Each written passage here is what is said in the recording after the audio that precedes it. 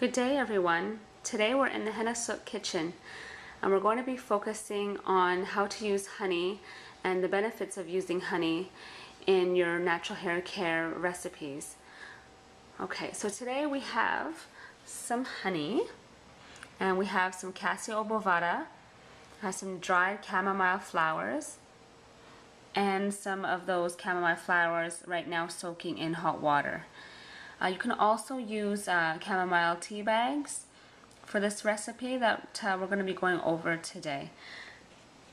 But the main focus is using honey in your recipes, because I found that sometimes there are a few mistakes when using honey, and just a little bit more information needs to be out there on using honey as part of your natural hair regimen.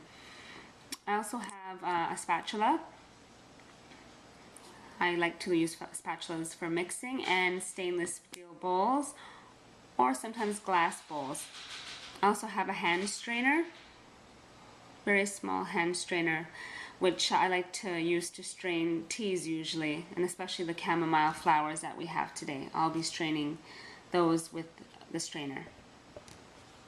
Okay, with using honey, sometimes people don't realize that honey is, is a liquid, but you don't realize that when you're adding it to herbal hair treatments, that it actually adds more liquid to your recipe. So sometimes they end up with a very runny recipe, and we don't want that.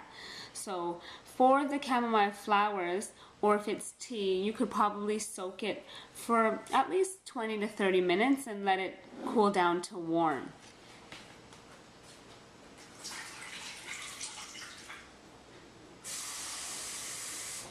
And I'm going to be straining it. I was stepping away to strain it because we don't want any of those little bits of chamomile flowers in the hair recipe, because washing it out will be a bit more difficult. Okay. Alright, so here we have our Cassia obovata, and I'm going to be pouring some of the chamomile tea into there. Alright, it's about 50 grams of organic Cassia obovata. You can double up the recipe depending on how much you'll need for your hair length and thickness. Okay, so I'll mix it really thick, very, very thick, and then we can add the honey. This is probably about 2 to 3 tablespoons of honey for the 50 grams. And as you can see, get a really good look on mixing in the honey.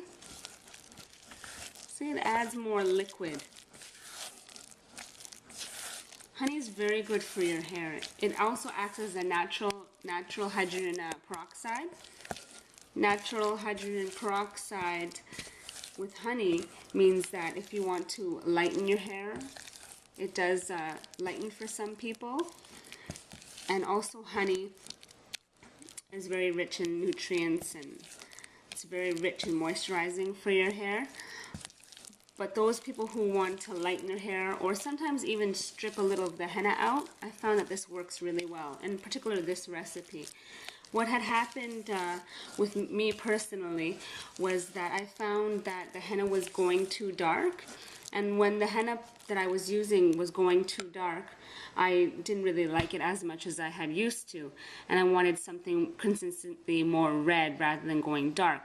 So I made this recipe, and I found after using it that my hair felt like renewed, and it just like gave it a nice bounce back to the color, and stripped some of the henna off, that it wasn't so dark. And then from there I decided to switch my henna powder to a more red henna.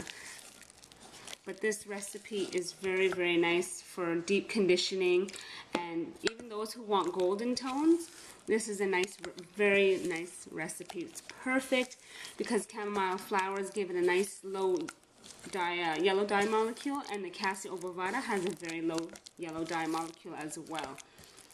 So you probably mix this up till it's a consistency of pancake batter.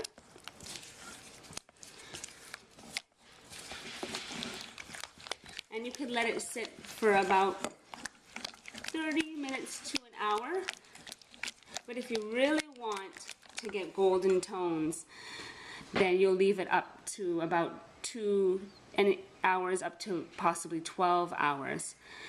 The recipe doesn't lighten your hair. It won't make very dark hair like lighter. It doesn't make it blonde, because the herbs and the honey are not stripping agents. They're not chemicals that will actually strip your hair and make it blonde toned. So this doesn't work on dark hair as far as making it blonde. But it does add a boost and a lot of shine. It works really well.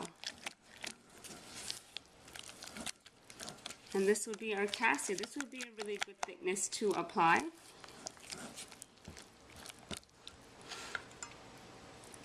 And with honey, just make sure that you add it when you're adding a little bit of water, because honey will make your recipe more runny. And this is what I wanted to go over in particular with this video, because I found that people would mix it up to, let's say, about this consistency and then add the honey. If you add any ingredient that does have some liquid, like even a conditioner, or if you're adding yogurt or even eggs, you know, that is going to make it more runny. So just keep that in mind, that it should be thick, and then add the other ingredient that has liquid in it, like the honey, and then it'll come out as a nice consistency. And just a note on perishable ingredients: if you are using any perishable ingredients like yogurt, eggs, please add that at the end, because since it's perishable, and if you're letting it sit out for, you know, an hour or two, you know, more, even 30 minutes sometimes, you just don't want to leave perishable ingredients out. And we're really sure that you will not want to put that on your hair, and we don't want you to put something that is perishable onto your hair when it's been sitting out for so long. So I hope you enjoy this video, and if there are any questions, definitely let us know. Thank you.